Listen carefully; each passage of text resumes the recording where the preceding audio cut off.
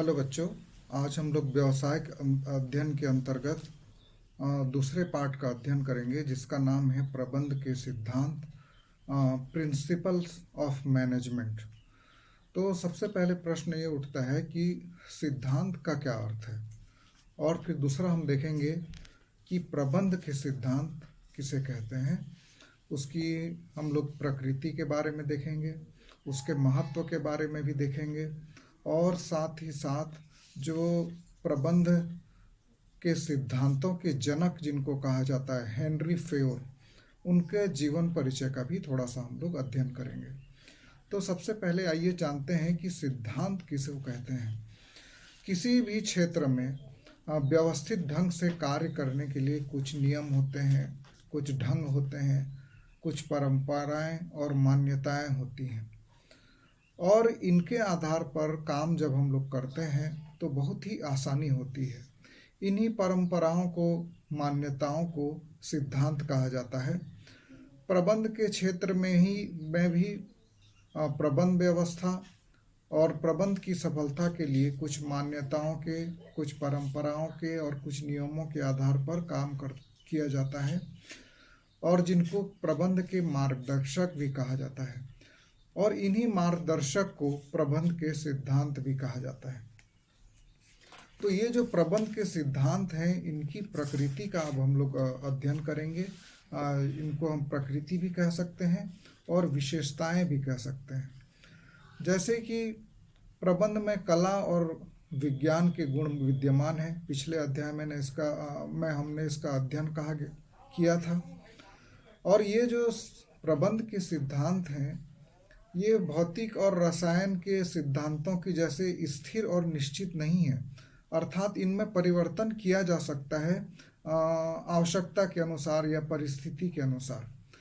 तो इस प्रकार हम लोग देखते हैं कि प्रबंध की प्रकृति या विशेषताओं के अंतर्गत जो पहला बिंदु है, हम लोग देखते हैं सार्वभौमिकता, यूनिवर्सैलिटी ऑफ प्रिंसिपल। इसका अर्थ है कि प्रबंध के सिद्धांत हर एक संगठन, हर एक समूह और स्थान पर समान रूप से लागू होते हैं, चाहे वो सरकारी संस्था हो या व्यावसायिक उपक्रम हो। ये सभी जगह समान रूप से लागू होते हैं। दूसरा, प्रबंध के जो सिद्धांत हैं ये गत्यात्मक प्रकृति के होते हैं, अर्थात लोचपूर्ण होते हैं। ये स्थिर नहीं होते हैं जैसे विज्ञान के सिद्धांत होते हैं, उनके जैसे स्थिर नहीं रहते हैं, क्योंकि कारण व प्रभाव से प्रबंध के सिद्धांत बदल सकते हैं। प्रबंध के महत्वपूर्ण सिद्धांत जो कभी महत्वपूर्ण थे, आज उनमें भी परिवर्तन हो गया है, इसलिए इसमें आवश्यकता और परिस्थिति के अनुसार परिवर्तन होता रहता है। प्रबंध के सिद्धांत जो हैं वो मानवीय व्यवहार पर केंद्रित होते हैं, अर्थात ये जो सिद्धांत हैं ये मानव के व्यवहार पर से संबंधित हैं। प्रबंध के आसपास या स्वयं मनुष्य से संबंधित होते हैं। किसी भी संगठन में मनुष्य की भूमिकाएं महत्वपूर्ण होती हैं, अतः मानवीय व्यवहार जिस प्रकृति व प्रवृत्ति का होगा उसी के अनुरूप व्यापारिक गतिविधियां भी प्रभावशील होंगी।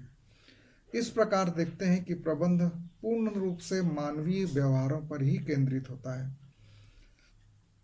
चौथा जो इसकी प्रकृति है कि प्रबंध के सिद्धांत सापेक्ष होते हैं, रिलेटिव होते हैं, मतलब संगठन की जिस प्रकार की आवश्यकता है उसके अनुसार से लागू किया जाता है। हर जगह हर सिद्धांत को लागू नहीं करना कोई जरूरी नहीं है, आवश्यक नहीं है। क्योंकि संगठन अलग अलग प्रकार के होते हैं, उनकी प्रकृति अलग अलग प्रकार की होती है, उनका क्षेत्र अलग अलग होता है, इसलिए जहाँ पर जो सिद्धांत लागू होता है उसको लागू किया जाता है, अनिवार्य रूप से लागू नहीं किया जाता। उसके बाद समान महत्व। प्रबंध के सभी सिद्धांतों का महत्व एक समान है, परंतु ये भी सच है कि कुछ सिद्धांत किसी संगठन के लिए महत्वपूर्ण है तो कुछ सिद्धांत किसी अन्य संगठन के लिए महत्वपूर्ण है, लेकिन महत्व इनका अवश्य रहता है। छठवीं जो प्रकृति है वो ये है कि ये कारण और परिणाम से प्रभावित होते हैं। प्रबंध के सिद्धांत हमेशा कारण और परिणाम से प्रभावित होते हैं, और प्रबंध के सिद्धांत कारण और परिणाम के बीच में संबंध भी स्थापित करते हैं।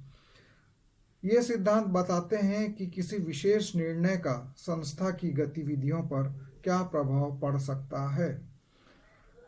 अब देखते हैं कि इस प्रबंध के सिद्धांतों क्यों आवश्यक हैं या इनका क्या महत्व है। तो इसके महत्व के बारे में देखेंगे हम लोग। जो पहला बिंदु हमारी पाठ्य पुस्तक में है, पेज नंबर 38 में आप लोग देख सकते हैं, कार्य क्षमता में वृद्धि होती है। प्रबंध के सिद्धांतों को अपनाने से कार्य क्षमता में वृद्धि होती है। किनकी कार्य क्षमता? जो संगठन में काम करने वाले लोग हैं, जैसे प्रबंधक हैं, फोरमैन हैं, कर्मचारी हैं, उनको हम लोग कार्यकुशल बना सकते हैं प्रबंध के सिद्धांतों के द्वारा। और आगे जाके अगले वीडियो में हम लोग देखेंगे कि कैसे उनको कार्यकुशल बनाया जाता है। गति अध्ययन के द्वारा, समय अध्ययन के द्वारा, थकान अध्ययन के द्वारा उनकी कार्य क्षमता में वृद्धि होती है।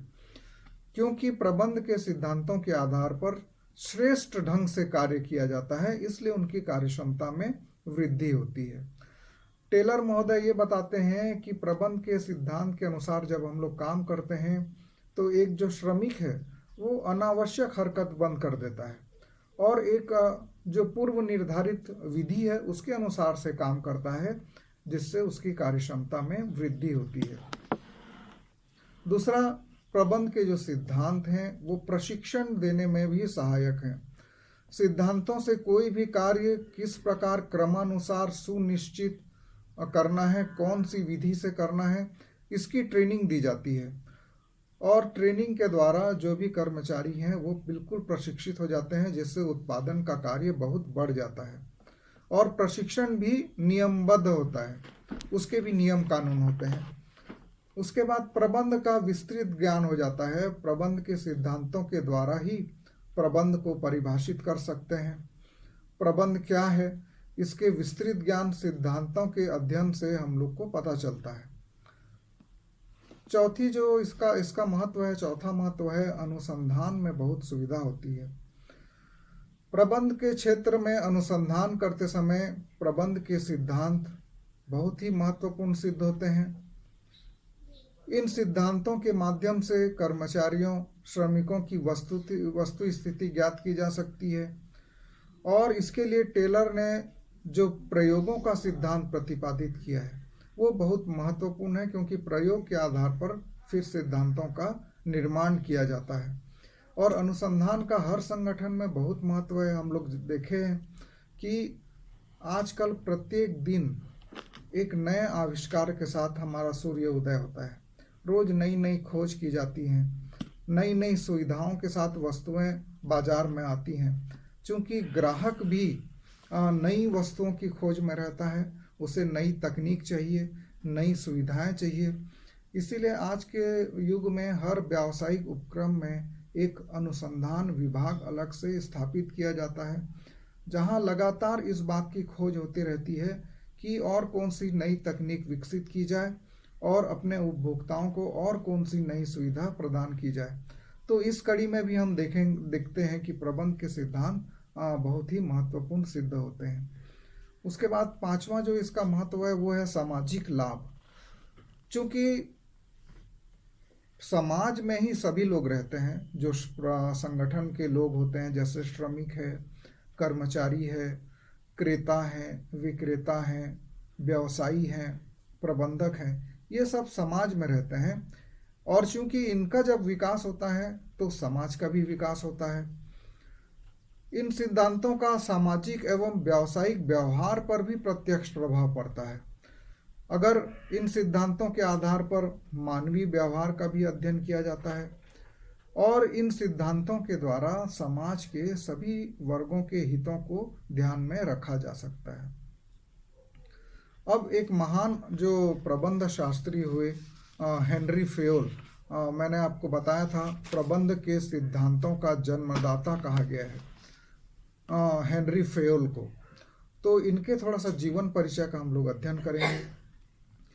ये जो महान प्रबंध शास्त्री हेनरी फेयोल हैं, इनका जन्म फ्रांस में हुआ था सन 1841 में, और इन्होंने अपना काम जो है एक इंजीनियर के रूप में प्रारंभ किया। 1860 में वे कोयला खदान में इंजीनियर थे, फिर बाद में वे वहाँ पर प्रबंधक हो गए और 20 वर्ष तक प्रबंधक का काम करने लगे किए उन्होंने। और उसके बाद उनको उसी कंपनी का महाप्रबंधक भी नियुक्त किया गया, जहां पर वो 30 वर्षों तक कार्य करते रहे। इस दौरान उन्होंने कंपनी को जो हानि की स्थिति में थी वहां से उबार कर लाभ की स्थिति में पहुंचा दिया, और 1918 में वो सेवानिवृत्त हो गए और वहां के डायरेक्टर बना दिए गए। इन्होंने प्रबंध एवं प्रशासन के 14 सिद्धांतों का प्रतिपादन किया है, जिनको प्रबंध के सिद्धांत कहा जाता है। और इन्होंने बहुत सी पुस्तकें भी लिखी, जैसे जनरल एंड इंडस्ट्रियल मैनेजमेंट एक उसमें से प्रमुख है। और 1925 में इनकी मृत्यु हो गई। प्रबंध में इनका बहुत योगदान रहा। इन्होंने ही प्रबंध के तत्वों को वर्गीकृत किया, जैसे नियोजन, संगठन, आदेश, समन्वय, नियंत्रण। प्रशासन शब्द का प्रयोग भी फेयोल महोदय ने ही किया। उसके बाद प्रबंध के कार्यों का वर्गीकरण इन्होंने किया और 6 विभागों में बांटा: तकनीकी विभाग, वाणिज्यिक विभाग, वित्त विभाग, लेखा कर्म विभाग, प्रशासनिक विभाग और सुरक्षा विभाग। उसके बाद इन्होंने प्रबंधकीय योग्यता के विषय में भी बहुत काम किया। फेयोल के अनुसार प्रबंध का विकास व उपक्रम की प्रगति का केंद्र बिंदु प्रबंधक होता है, और उन्होंने ही ये बताया कि प्रबंधक में कौन कौन सी योग्यता होनी चाहिए। जैसे कि एक प्रबंधक को मानसिक, शारीरिक और बौद्धिक रूप से स्वस्थ होना चाहिए, तभी वो अपने काम को अच्छे से कर सकेगा। उसको एक प्रबंधक के में उत्तरदायित्व को स्वीकार करने की क्षमता होनी चाहिए, अर्थात जो जिम्मेदारी है उसको स्वीकार करके उसको पूरा करने की क्षमता होनी चाहिए। एक प्रबंधक को पूर्णतः शिक्षित होना चाहिए, न केवल शिक्षित परंतु जो सामान्य ज्ञान है वो भी उसके अंतर्गत होना चाहिए। एक प्रबंधक को उद्योग और व्यापार का पूर्ण रूप से ज्ञान होना चाहिए। उसको लेखा कर्म और व्यापारिक नियमों का पूर्ण ज्ञान होना चाहिए, तभी वो अच्छे से काम कर सकेगा। और उसके बाद उन्होंने प्रशिक्षण पर भी जोर दिया, क्योंकि प्रबंधकों में प्रबंधकीय योग्यता जन्म से नहीं होती है, इसलिए उनके प्रशिक्षण की भी व्यवस्था करनी चाहिए। फिर फेयोल ने नियंत्रण का भी विस्तार किया। पहले नियंत्रण को केवल अनुशासन बनाए रखने तक ही सीमित किया गया था, लेकिन इन्होंने इसका विस्तार किया और ये कहा कि ये निश्चित होना चाहिए कि एक अधिकारी के नीचे जो अधीनस्थ हैं उनकी संख्या कितनी होगी। यह कार्य की प्रकृति पर भी निर्भर करेगा कि कितनी होनी चाहिए। यदि दशाएं सामान्य हैं तो एक अधिकारी के नीचे 4 से 5 अधीनस्थ होने चाहिए। इन्होंने 3 किताबें प्रमुख रूप से लिखी: जनरल एंड इंडस्ट्रियल मैनेजमेंट, जो सबसे ज़्यादा प्रसिद्ध हुई; एडमिनिस्ट्रेशन इंडस्ट्रियल एट जनरल, ये भी उनकी दूसरी महत्वपूर्ण किताब थी; और तीसरी थी लॉ डॉक्ट्रिन एडमिनिस्ट्रेटिव डांस इटाल। ये इनके द्वारा 3 प्रमुख किताबें लिखी गईं। और इसके अलावा आखिरी बात, किंतु सबसे महत्वपूर्ण बात, कि फेयोल महोदय ने प्रबंध या प्रशासन के 14 सिद्धांतों का प्रतिपादन किया, और जो न केवल उस समय तात्कालिक थे परंतु आज भी ये उसी रूप से तात्कालिक हैं और व्यावहारिक हैं और विभिन्न प्रबंधकों द्वारा अपनाए जाते हैं। और कल के वीडियो में हम लोग इन्हीं 14 सिद्धांतों का विस्तार से अध्ययन करेंगे और देखेंगे कि फेयोल महोदय प्रबंध के सिद्धांतों के बारे में अपने 14 सिद्धांत, जिनको कि प्रबंध के सिद्धांत कहा जाता है, उसके विषय में क्या कहते हैं।